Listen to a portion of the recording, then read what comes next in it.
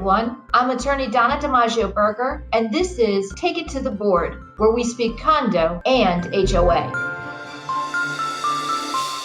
Denise Lash is the founder of Lash Condo Law and has helped condominium clients in Ontario, Canada for over 25 years.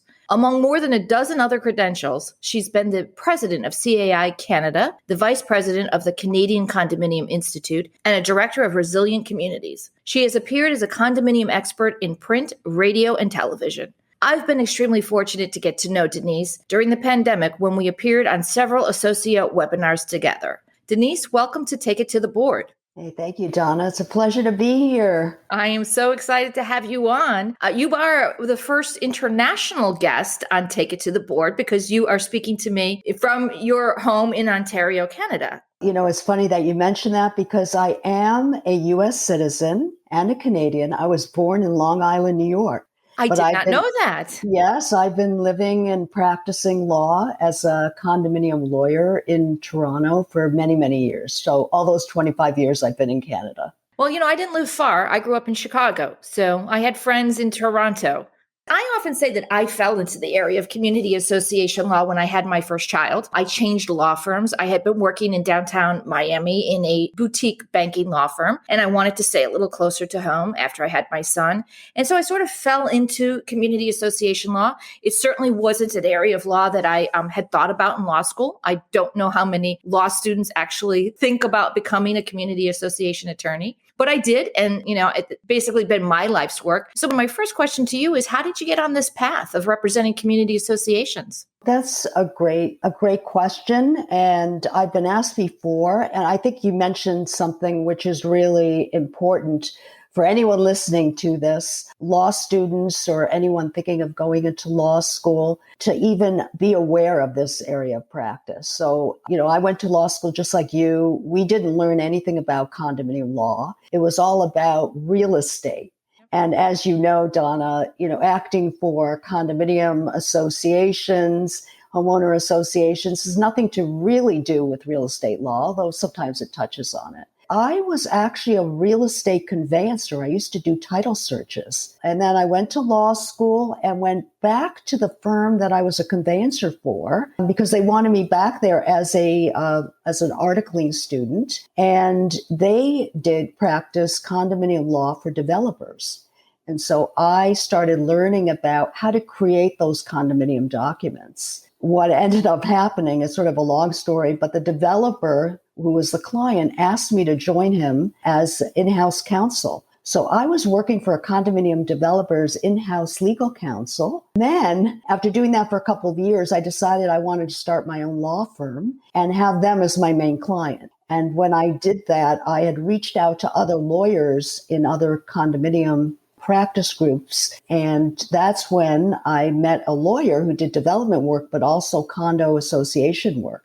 And he asked me, do you want to merge your practice and come over and join me and do both areas? And I said, well, I don't know anything about condo association law. He goes, well, why don't you try it? And you know what? When he introduced me to what that was all about, and I met board members and I attended my first owners meeting, I fell in love with it. I think it takes maybe a certain personality because not all lawyers like this area if they do try to practice in it. But I loved it. And I sort of moved. You have to like people, right? To because this is a real people relationship. You're dealing hand in hand with the boards. You're helping them with short-term and long-term strategic planning. And, dealing with developers. And by the way, it's an interesting path because I did that once upon a time too. And now you're probably like me. I grumble about some of the developer documents I see dealing with post-transition boards. Yeah, well, see, that's great. And I want to say I still act for developers and I think I'm one of the few attorneys here that does both because sometimes there's a conflict, but I keep them pretty separate. And it's really, I think just like you have the experience of drafting these documents. So when an association, a board will ask me and come to me and say, we're looking at an attorney, do you act for developers? Because we don't want a developer lawyer. And I say, I do. And I think you're better off using me because I know how to deal with developers. I know how to prepare condo docs. And it's worked very well. It's funny, Denise, with all your credentials, I'm surprised I didn't find adjunct professor of condo law on your bio. At one point I was doing, a television show, and I started a trade show about 15 years ago. And I thought that was the direction. So, everything condo, but no, there's just a limit as to how much condo you can do in your life. I agree. You need a balance. You need some hobbies. But you touched on something important. I don't know if you get this kind of pushback from colleagues who practice in different areas of law, but representing associations can seem fairly uncomplicated to the uninitiated. So I've had colleagues ask, well, isn't it all about overweight dogs and contentious board meetings? But the reality is our practice does touch on land use and zoning, real property law with the easements, intellectual property, labor law. Shoot, we've even had some criminal law issues pop up. So have you found the public perception of what it means to be a community association lawyer different from the reality? Yeah, exactly. When people ask me, what do? I say I'm a condominium lawyer. And again, they say, oh, you practice real estate. And I say, no. Oh, you do closings. You close condominium purchases and sale. No, I don't do that. And I have to explain to them, I start with the basics. When a condominium association or corporation is formed, it's a corporation and there's a board of directors and they retain legal counsel. So I have to explain it. But, most people these days either own a condo or bought a condo. So they're starting to become more familiar with condominium corporations, associations. What are they? Then they sort of have an understanding, and I don't have to get into that much detail explaining what I do. What do you do when you're at the board meeting? And listen, I'm sure you've had some contentious board meetings in your lengthy career. What do you do when the member stands up and says, don't you work for me? I am a member of this association. Who are you representing? Are you representing the board or are you representing the owners? That's a really important question. And, when I go to annual general meetings, I always hear the auditor say, I am here for you as owners, representing the owners. I don't represent the board. It's the same with legal counsel. Although, we take instructions from the board because the board's elected by the owners. But really, the board should be acting in accordance with our legislation, is the Condominium Act, and to act in the interests of the owners. So we will take instructions from the board as a whole. But this is where, if the board is asking me to do something that I feel that I cannot do or I don't agree with, I will refuse to do it. And if it means that I have to fire the client, then I'll do that as well.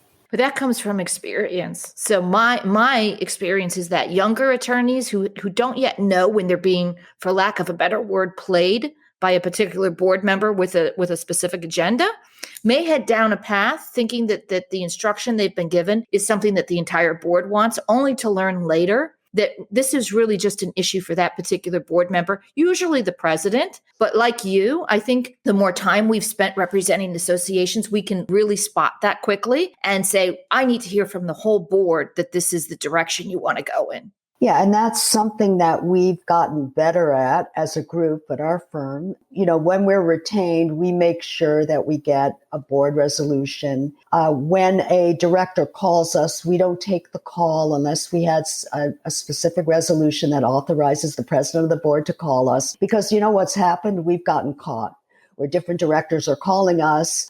Nobody's going to pay our bill. Right. So you've got to be really careful. So that's how we usually deal with that. Well, I was going to geek out a little bit with you on onboarding clients. We have the same thing at Becker. We have an authorized contact list for just that reason. One, we don't want redundant requests. We also don't want conflicting requests. And yes, we actually do expect to be paid for the time we put into answering your legal questions. How else do you onboard clients? What do you want to know about a new client when they come to you? First of all, and this is something that we do as a group, is we need to see their condominium documentation. And also, I ask them what some of their current issues are. We try to get to know the client in order for us to know how to give them proper advice. Other than that, we're really relying on the board and maybe management to tell us what their ongoing issues are. And, when we do our initial review of the documentation, then we will come up with recommendations. But other than that, I don't think we really go further. It's hard to know a client until you start working with them. So does it ever surprise you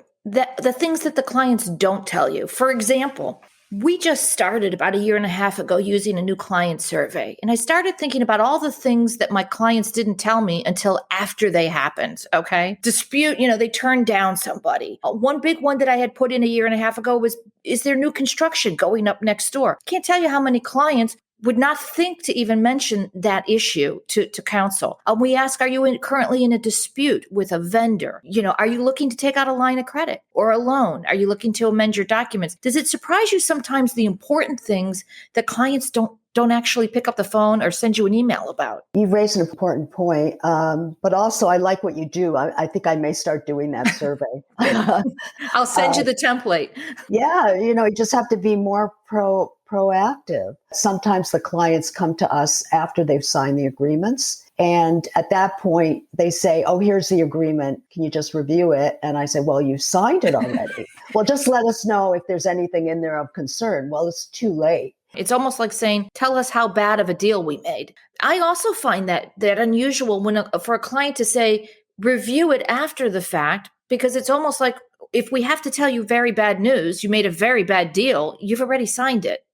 Yeah. And especially with construction contracts, sometimes it's come to us too late. And we have successfully gone back to the contractor in certain circumstances, but it's difficult to do that. And the other thing is where clients just think, we don't need legal, we don't need the lawyer to review this. I'm sure we could just do it. And maybe the manager is saying, I think you do. And they're saying, well, we don't want to spend legal fees. And then they go ahead and they do something without getting professional advice. There's an awful lot of pressure on managers to step into the shoes of lawyers because they figure we're already paying the manager. So let's see if we can use him or her to do this. When in fact, they really need to pick up the phone. I always say, if the question starts, is there liability if? That's legal. That's a legal question. That is not a question for managers. I try to encourage managers to push back against that kind of pressure, but they want to keep their clients happy as well. Yeah. And I think that's all of us are that way, right? We all try to keep our clients happy. We've got sometimes very difficult board members to deal with. And so that's one of the challenges I find, that we don't just practice law, we deal with personalities.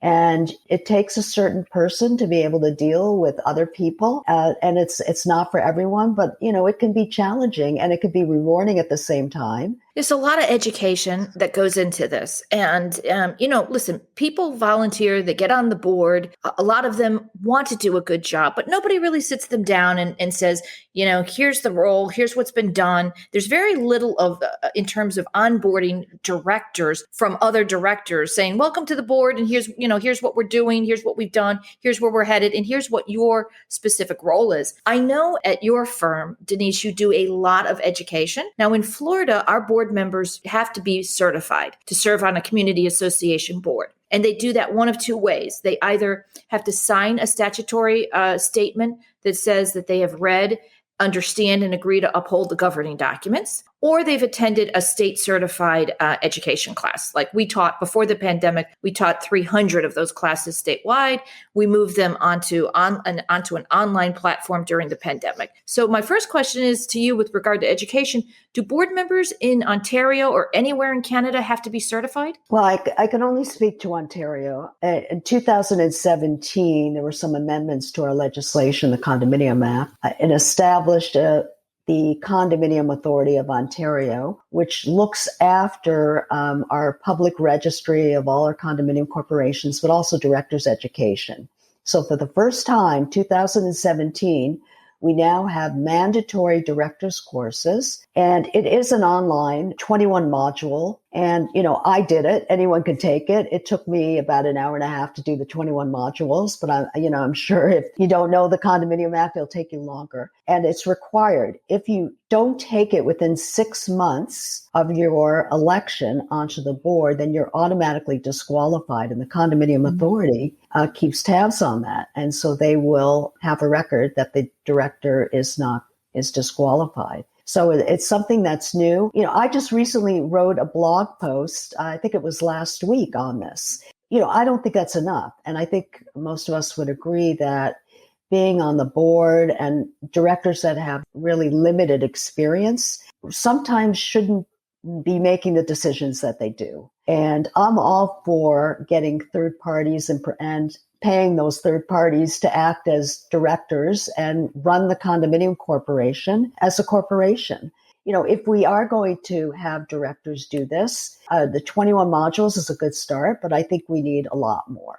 Is it free, or do they charge for those 21 Free. modules? It is free. Okay. So Yeah. so what's the pushback you've heard? Because normally we hear if we want to put any sort of qualifications to serve on the board, the pushback is typically no one will serve on the board. Was that the same in your market, Denise? That people said, "Oh, if we have to take a class for an hour and a half, we're not going to get people to serve on the board." Yeah, but you know what? They've adopted it. And I think the way it's been pitched, like I sometimes will chair an AGM in which, they're having difficulty getting people to sit on the boards. So I don't pitch the 21 modules as a 21 module course. I just say, oh, there's this online course that you have to take, and I'm sure you could complete it in a couple hours. And it hasn't been a problem. And there have been cases where directors are disqualified and then they go and they take the course because many don't even know that they have to do it. We have the same thing here, 90 days to be certified or you're off the board. But like you, I write a blog, and I will tell you the only blog post I ever wrote that received hate mail was my suggestion that we have mandatory board service. And it was really tongue in cheek, Denise. It was really, I was being a little humorous or trying to be humorous to say, we should treat board service like jury service. Your number comes up, you have to serve on the board. And people said, are you crazy? But I never thought of that. Obviously, just like with jury service, there would be ways to get out of it if you couldn't serve on the board. But a lot of the issues we see with board elections is what? People saying, I was kept off the board because of, whatever, I'm not liked, or this board stays in place. So if there was a mandatory type of service where, look, everybody's going to serve on the board eventually because your number is going to come up unless I was saying it tongue in cheek, but I still remember that as we're having this conversation, that it's a very emotional topic in terms of who serves on the board, how long they serve on the board, and whether or not they're qualified to serve on the board. Yeah, I know. I mean, that's my only concern is that I've seen some directors that really should not be directors making the decision. So, if everyone takes their turn as a board member, it's heading for disaster. I sort of like the concept though. But, in Ontario, most corporations have 3-year terms. The Condominium Act says no greater than 3-year terms. But, you can continue on, just be reelected every 3 years and then just serve for many, many years. And I've known directors who have served for, the length of term I've been practicing, and they're great directors. And then I have the other ones who are pretty much dictators, and there's concern with them sitting on the board and maintaining control through, the use of their proxies. So I've seen both, and it can be good and it can be bad. I think if you limited the terms in certain associations, it may be difficult to get people on the board. Well, we did that down here. So a few years back, we went back and forth. It's a term limit of 8 consecutive years. Okay, so you could get off after 8 years and then skip a year and get back on. Or if you don't have more people running than seats available, if the director gets 2/3 approval, they can stay on longer. Again, it's very hard when you're trying to craft a legislative solution to a problem, because often you create more problems than solutions. And in Florida, I think the feeling was, we have people that get on these boards, as you said, possibly dictators. They're keeping other people off. The longest running person in one of my board cert classes, Denise, was a very tiny old lady, and she had served 40 years. But she was darling. She was a really nice lady. And somebody like her, she just kept getting elected because everybody thought she was doing a great job. Now, we do have other instances where you have board members, and it does create a problem if they won't get off, and you do need some fresh blood. I'm sure you're seeing it too. We have very divergent opinions in a lot of our communities now. We've got people in their 70s, 80s, and 90s, and people in their 20s, 30s, and 40s. And there's different perspectives on reserve funding. There's different perspectives on alterations and improvement projects. And those kind of generational gaps are reflected and really, I think, reinforced by who's serving on the board. If you have a board that's comprised almost entirely of people of one generation making decisions for a populace that's a different generation, I think that creates some stress points. Yeah, so I don't know what the solution is. I mean, because you have that new requirement, or I guess it's not so new, that they have to get off the board after 8 years. Does that help? I think what's happened is they just keep getting the 2/3. It hasn't really been a problem yet because they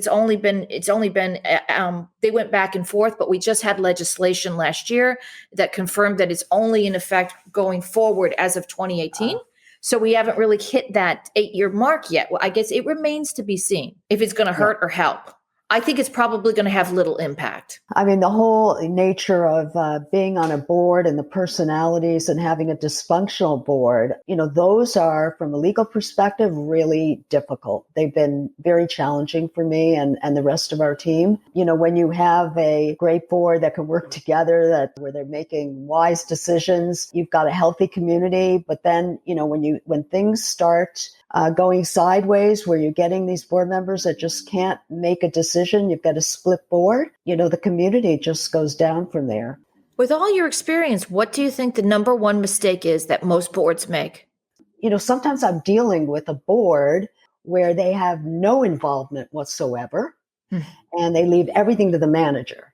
And I say, well, that's dangerous. I mean, you don't want to micromanage, because that's another issue where they're too involved. So where's the happy medium? Let the manager do the management, but you need to be involved. Otherwise, there's certain liabilities there. Well, certain duties just cannot be delegated. Yeah. You cannot just, shuffle it off onto your manager. I've seen that as well. This is going to sound self-serving. Well, I can't limit it to one mistake. So I'm sorry. It was an unfair question to you, Denise, because I can't limit it to one mistake. The self-serving answer is, I think, too many boards don't reach out and hire professional advisors. They think they could do it on their own. They've got the retired, personal injury attorney on the board, the retired accountant on the board, the retired engineer on the board. And they think, why spend the money for these professionals? Let's just do it ourselves. That, I think, is a huge mistake. There's no safety net. They're flying without a safety net of any sort. And then secondly, I think the other big, huge mistake that boards make is they don't communicate often enough through a variety of channels. And I'm going to ask you about technology in a few minutes, but you have to speak to people in the ways they want to be spoken to, whether that's, an email, a text, on an association website, at more frequent meetings. I think those are the two huge mistakes I see, that they don't reach out. They don't want to spend the money to hire a professional advisor, so they rely on input from just the board members. And secondly, that they're not communicating often enough and in the channels that actually resonate with their owners and their residents. Yeah, I mean, I think that's the number one complaint from owners when we go to these meetings and they're saying there's no transparencies. We don't know what the board is doing. But then again, the board members are volunteer board members. They're dealing with so many issues usually. And then the owners complain about, well, you haven't advised us. You haven't communicated. Well, will certain owners volunteer? What about those owners that are complaining? Why aren't they in charge of the communications committee? But I agree. I think, that is sort of the number one complaint that I hear from owners, is that the board's lack of transparency. I imagine your legal market, I should ask you, is your legal market highly competitive when it comes to this area of the law? Well, I was going to say there are so many condominiums that are being built in Toronto in particular, in Ontario, I think, and there aren't that many condominium law firms. And I've been speaking to some law students and saying, if you want to get into a great area of law, specialize. And if you're going to specialize, condominium law is the area to get into now. I don't think we have enough lawyers. Yes, we have competitors, but there's enough work for everybody. And, I'll be honest, we get in probably 2 to 3 new clients a week, like lately, because of the number of developments. And, we're sort of a smaller firm. It's a lot. I mean, we're up to probably around close to 700 associations, and there's not that many of us. And I almost fell off my chair. You said you don't have enough lawyers that are representing condo associations in Ontario. I don't think so. I don't think so. Can we send you some? Yeah. We have quite a few. So as you might imagine, the Florida market is highly, highly competitive. We've got big firms that have decided that they're going to get into this, mostly on the developer end, but sometimes even the large firms are deciding there's so many community associations. We have about 60,000 in the state of Florida. So it absolutely makes sense to offer services to those post-transition. For people listening, that transition is when a community moves from developer control to the developer selling out and the owners taking control of the board. But we also have a lot of small shops opening up. And again, people that, right out of law school that might think, okay, I'm going to start representing associations. But as we said earlier, Denise, this is a fairly nuanced, complicated area of the law. It's not just about going to board meetings and listening to people squabble over the budget. It can get very complicated. There's a lot of regulations. In Florida, at least, we are seeing a lot of legislation every year. We're guaranteed to see community association legislation pass. And that, of course, necessitates changes operationally and in terms of changing documents sometimes to keep up with this constant stream of new legislation geared to regulate community associations. Are you starting to see that in Ontario as well? We've had many changes with our legislation, and not just the Condominium Act, but other legislation that impacts on condominiums. But, I want to go back to your 60,000. I just can't believe it. How many associations that you have in the state of Florida. In Ontario, I think right now we're about 12,000. But, we are condominium corporations.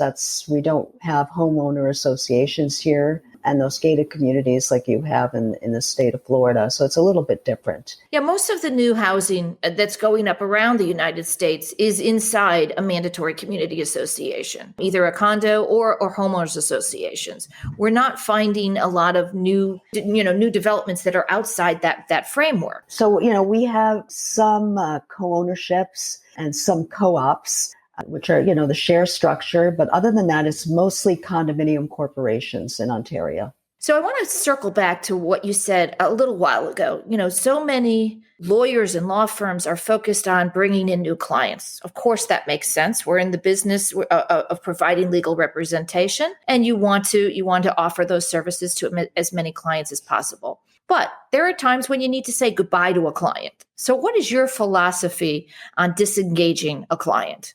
It's been really difficult for me because, of course, I don't like to see a client go. And it doesn't happen that often. I think I mentioned before where a client won't follow our advice or will ask me or one of our other lawyers to do something that we won't do. Or, sometimes it's just a very difficult client that I have to make a decision that it's just not worth having that client as a client. It just sucks all the energy from you. Or, there are other disrespectful clients, and I'm concerned about our associates, our lawyers here.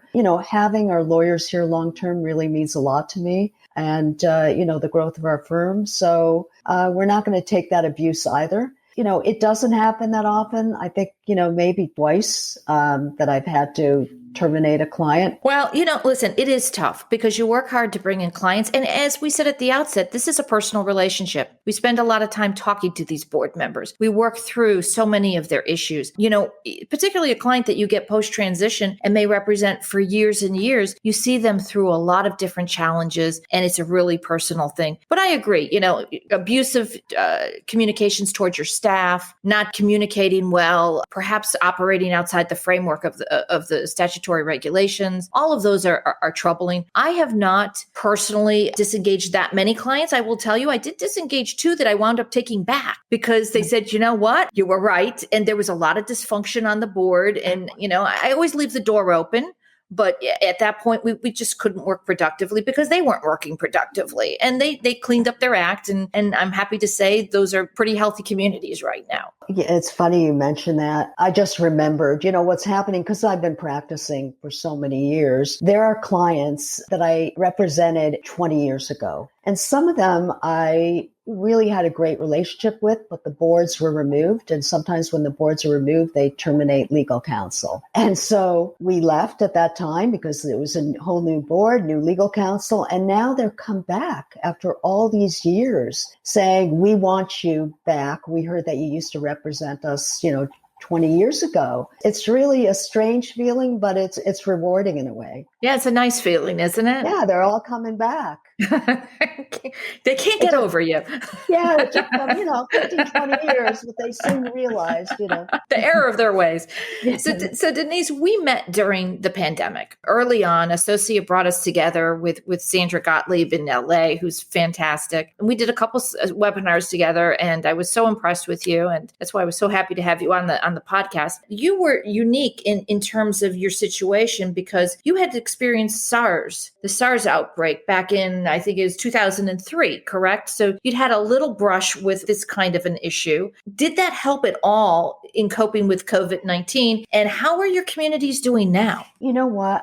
It didn't really help in terms of, us providing advice to our clients. I think, it was a whole other thing. SARS was a very different kind of pandemic. It's not like COVID at all. When, that some of the stats, I think there were 44 deaths and around 250 cases of SARS in Ontario. In Canada, mostly it was in Ontario. So what happened from that, I think, is the government, and they started agencies to deal with it. And so as a whole, our government was more prepared for COVID and for the current pandemic, just because the agencies were established back then. But in terms of condominiums, you see that this is so different. I think because there's so many people that, when you don't know when someone may be tested positive for COVID and SARS, when you were ill, you knew you were ill. And so there was a way to deal with it just because visually you could see it. So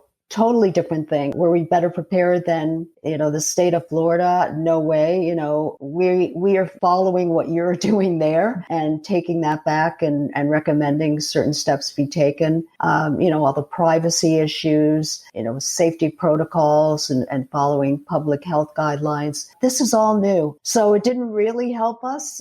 It helped the government get things in place. But other than that, have you had any legislation, Denise, that would shield your volunteer board members from COVID-19 related damage claims, personal injury, wrongful death claims? Yeah, similar to, I think, what you have in the state of Florida. We do have something similar, so I think that's how, when we base our advice, we say, follow public health guidelines and sometimes be more restrictive.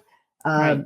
Just in terms of liability. What are the main issues your client communities are grappling with right now? Well, it's the vaccination issue. Do you need proof of vaccination? The privacy issues around that, opening the amenities, because now we're in our stage 3, which is, more gatherings are allowed, indoor dining, gyms are now allowed. So now they're coming to us. Should we allow gyms? Should we ask for vaccinations to use the gym? And so lately, we're just trying to figure out creative ways of dealing with things. We don't know. And again, this is a challenge for us, trying to come up with the good advice for our clients. And on the vaccination issue, we've now come up with a suggestion that only double vaccinated residents can use the gym at a certain time. It will be the vaccination resident time. And that if a resident doesn't have proof that they've been vaccinated, they can't use the gym during that particular time.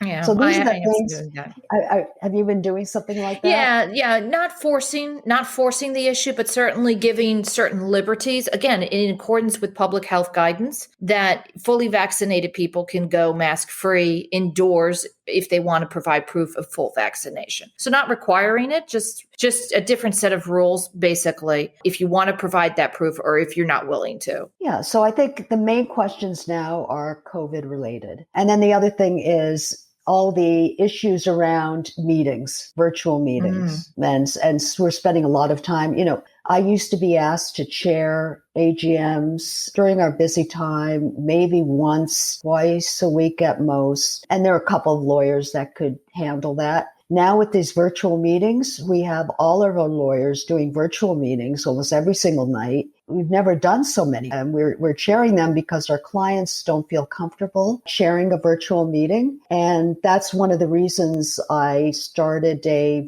workshop through CAI, and we do certifications of chairing of virtual chairs, just to try to get our clients trained on knowing how to chair a virtual meeting. So are you loving the virtual meetings though?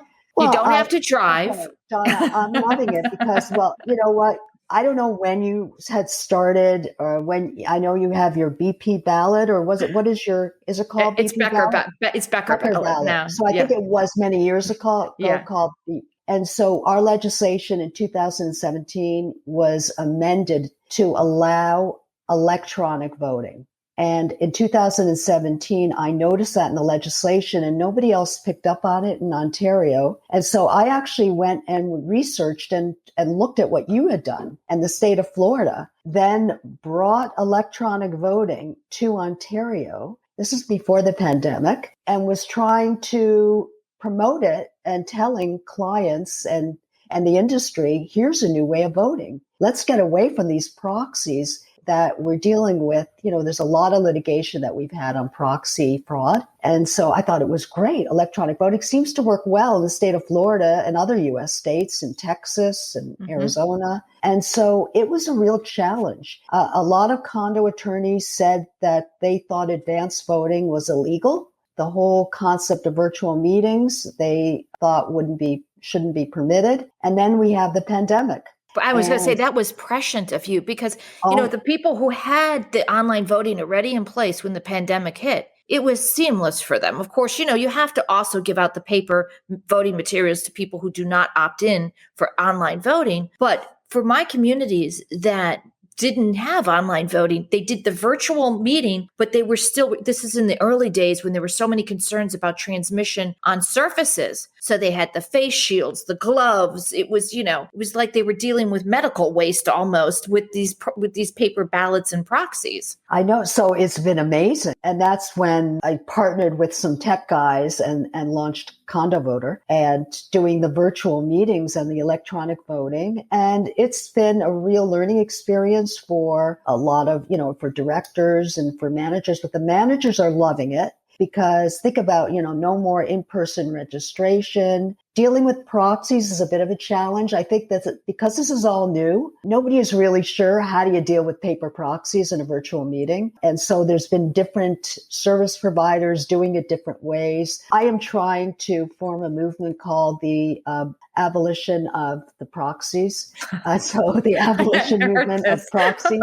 If you ever look online, sometimes I do polls on these proxies and trying to get people on board. But there's one attorney in particular who is a pro proxy. So he and I have been going back and forth on the internet about that.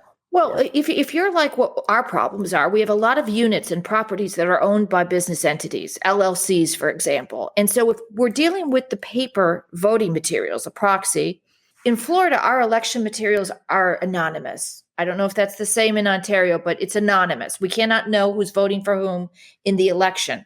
But if it's an LLC, there's a lot of judgment calls. So you get that outer envelope, which has to be signed by the unit owner, and the unit owner is an LLC, and the signature doesn't look like, we can't even tell who this is, or if they haven't printed their name. And so there's so many judgment calls. I mean, I remember, Denise, being in my larger communities, my communities with 350 or more units. We would start the meeting at 8. I had one meeting, we didn't leave until 1:30 in the morning, because of all those judgment calls on the paper voting materials. Now, with online voting, it's calculated.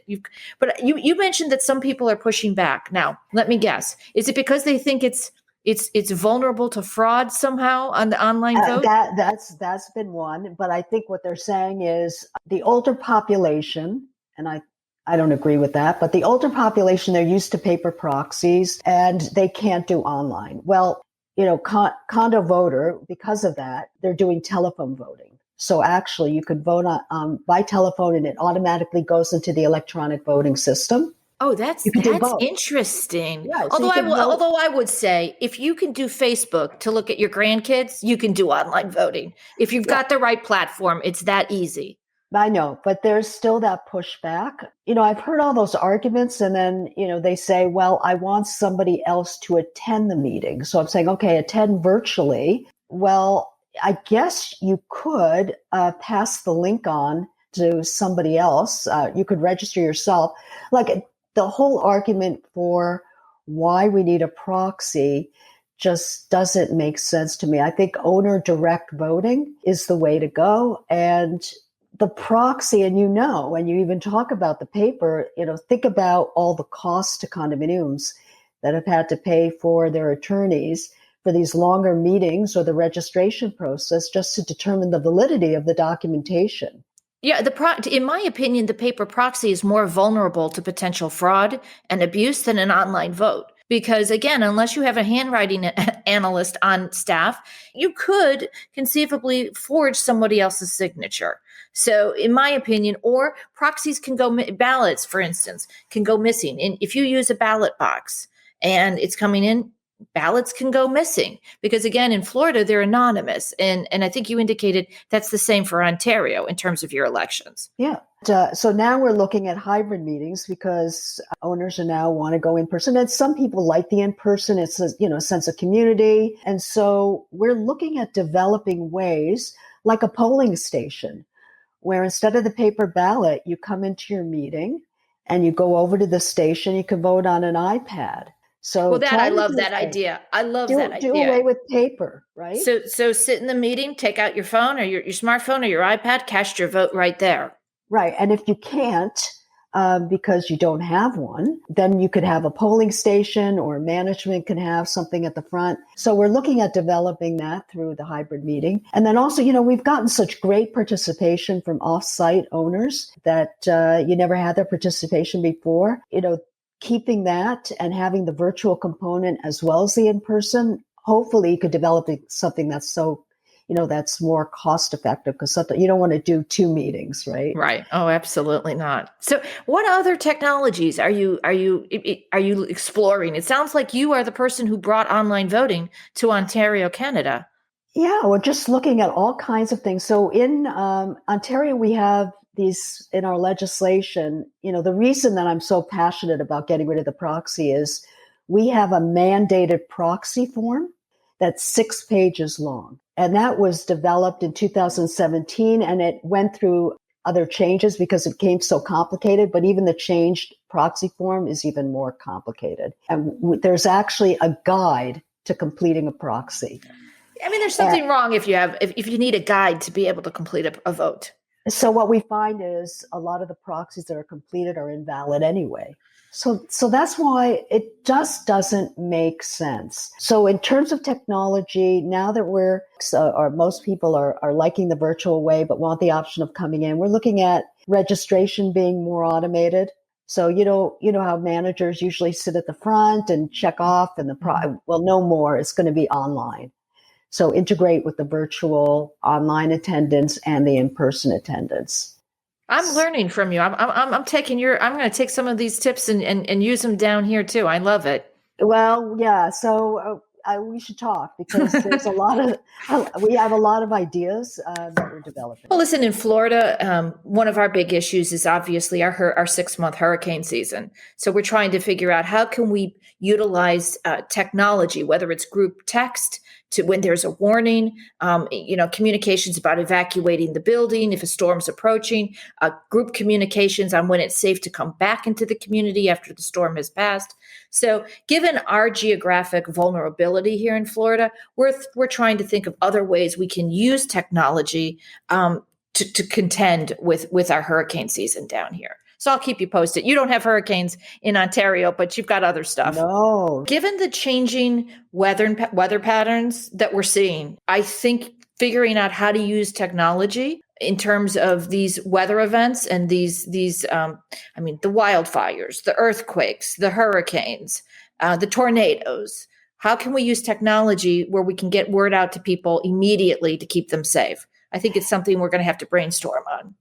Yeah, and I think that we're finding a lot of the corporations, especially the newer ones, they all have that technology built right in. So it's part of the security protocol that they have. They have the online, those service providers that provide that full service online support for, various things like booking amenities or notifications of maintenance and repairs. Those kinds of things. So it's a good idea for existing communities to kind of keep an eye out for what the newer communities are providing. It helps them stay competitive. And like you said, the newer communities are coming out with a lot of this technology. There's no reason that longstanding communities can't incorporate some of that technology into their operations. Yeah, I mean, things are changing like, our deliveries are, and all the challenges of having all the Amazon boxes. There's service providers that are now providing storage facilities on site. So, as things evolve and we have to develop ways of dealing with it. So last question. How do we get the next generation of young attorneys interested in this area of the law? Well, I am fortunate that I have quite a few millennials working with me. And, one was actually a daughter of a manager and went to law school. So the manager approached me and said, what do you think my daughter working with you? That was great. There was one of the law schools had reached out to me and I did a podcast about this area of law. And it's really spreading the word about what this all means. I'm ready with my the next generation in my firm. So I think it's a great opportunity. I love it. And, Donna, you're so involved with media and, and you teach and, all of these interesting parts of this practice of law, which I really love. So, I'm at this point now where the media calls and I hand it over to one of our associates and say, you do it.